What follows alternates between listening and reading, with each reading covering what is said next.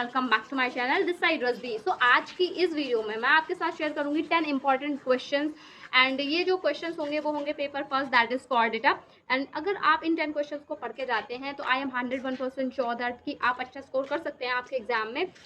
जैसा कि ये questions like frequently asked question है, मैंने मतलब प्रीवियस ईयर क्वेश्चंस का एनालिसिस किया तब मैंने देखा कि ये क्वेश्चंस लाइक सबसे ज़्यादा पूछे गए हैं।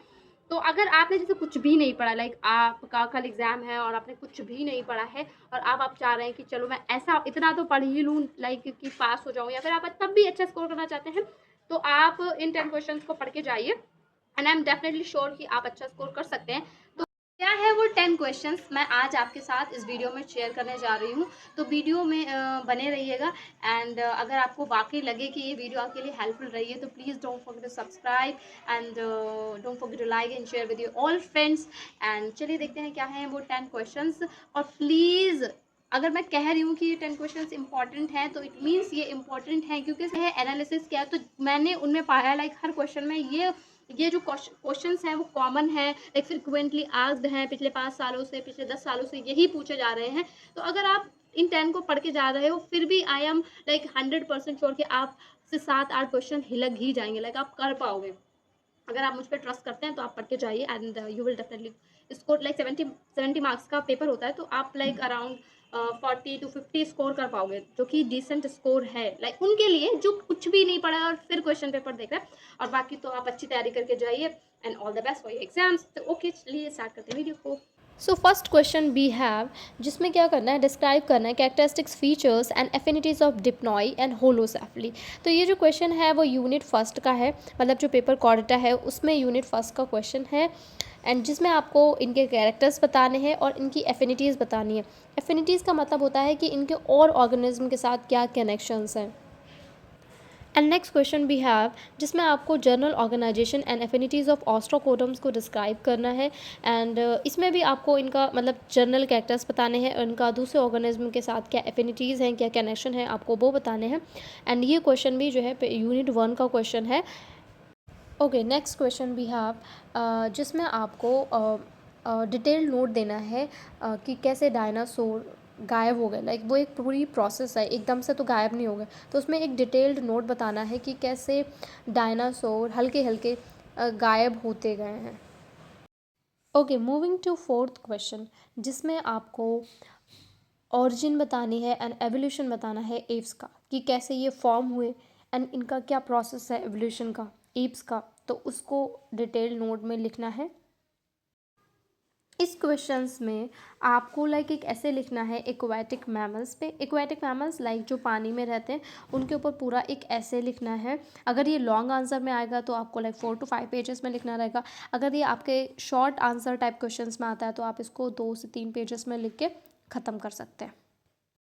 Okay moving to next question, जिसमें आपको क्या डिस्कस करना है, general organization of Anura and peculiarities of Urodela.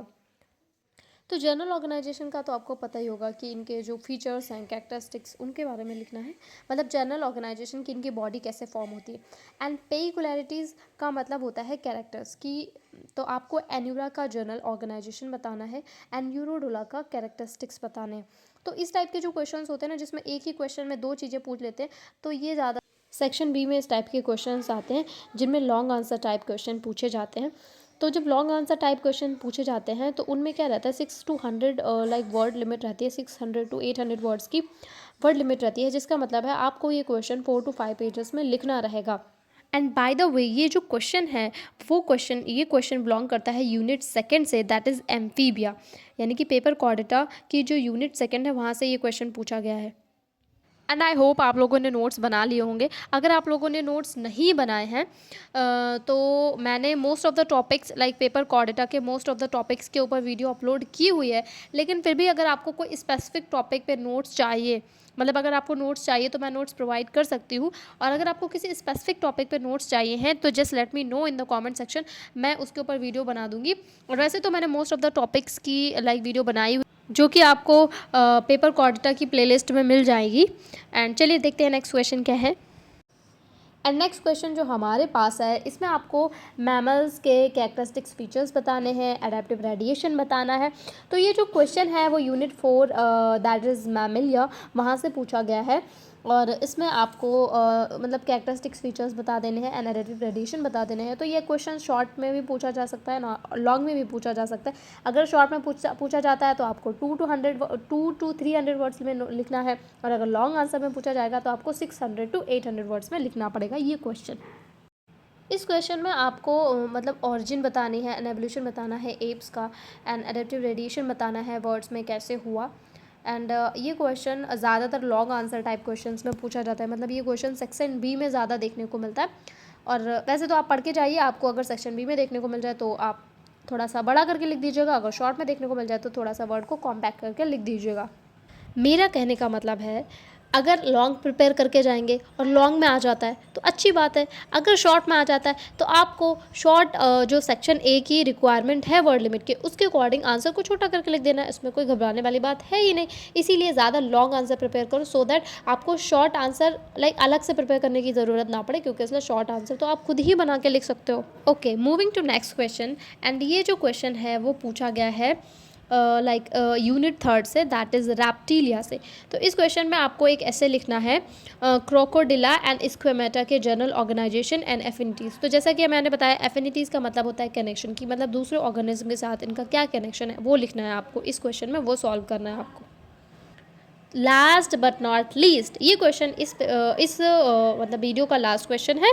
तो इस क्वेश्चन में आपको डिटेल में ओरिजिन बतानी है एंड डेंडिशन बताना है किसका, एक्वेटिक मैमल्स का। तो ये क्वेश्चन भी ज़्यादातर लॉन्ग आंसर टाइप क्वेश्चन में देखने को मिलता है।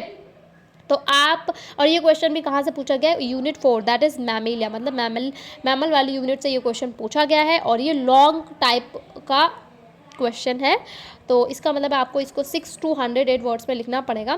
तो इसको अच्छे से तैयार करके जाइएगा। तो ये थे 10 most important question of paper Chordata. अगर आप भी अपने पेपर में इसको अच्छा स्कोर करना चाहते हैं तो इन 10 क्वेश्चंस को जरूर प्रिपेयर करके जाइएगा और लेकर आइए 70 out of 70 मार्क्स। अगर आपको वीडियो अच्छा लगा है और पसंद आया है और आपको हेल्पफुल लगा है तो please don't forget to like, share and subscribe. मिलते हैं नेक्स्ट वीडियो में, टिल देन बाय बाय।